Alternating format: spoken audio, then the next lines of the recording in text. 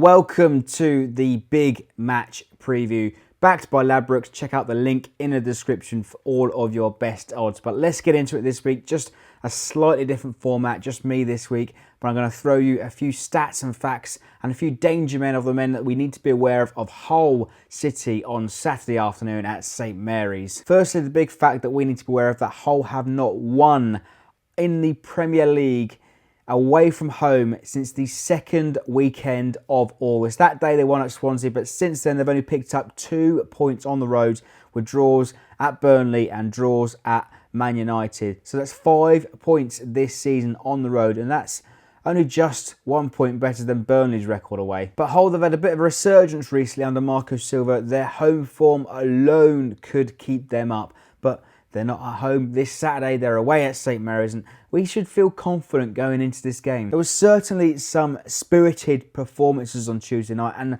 a lot of positives to take. Despite that 4-2 scoreline, we're outclassed by Chelsea on the day, but Saturday will be a different story. We've got to win this game against Hull. 3 points on the board. We've been punished by defensive frailties over the last few weeks. Perhaps Yoshida, Stevens forced as that 3 is a combination, making the wrong decisions at the wrong time, perhaps not stepping up when we needed to, but we can get away with it against the teams that are in low and a half, and hopefully we can do that. I'm not saying that we should squeeze past Hull, we should win this game comfortably, but we've been punished by much stronger teams in Man City and Chelsea over the last couple of weeks. On to Hull then. There's a few facts you need to know about them. Their top scorer is still Robert Snodgrass with 7 goals, despite moving to West Ham in January, who still hasn't done much there. Beyond that, we've got to look at Umar Niasse, I hope I'm saying that right, and Abel Hernandez, who each have got 4 goals for Hull this term. And both of those strikers in particular can cause us a bit of problems at the back. They are pacey strikers and can run in behind the back line. If we look at Hull's midfield, they've got Sam Clucas, who scored an absolute worldie last weekend against Watford. 30-yard volley straight out of a Matt Letizia DVD. And last weekend, Umar Niasse was sent off against Watford, but that's since been rescinded. He would have had a 3-game ban, ruling him out for this game, but it's been rescinded. The FA have turned it over, and it looks like Niasse could start up top again for Hull on Saturday at St Mary's. Hull's formation has been a 4-2-3-1 recently, but they have experimented at 3-4-2-1. The 3 at the back, which some of the Premier League managers are adopting. But what I think Hull will do on Saturday, they'll look to sit deep, soak up the pressure, and maybe catch us on the counter-attack with Niasse or Hernandez. But the important thing that we need to do, we need to create chances. We need to be clinical. This should be a game that we should be winning comfortably. And we've not had enough chances with our strikers over the last couple of weeks. We haven't been feeding Gabbiadini.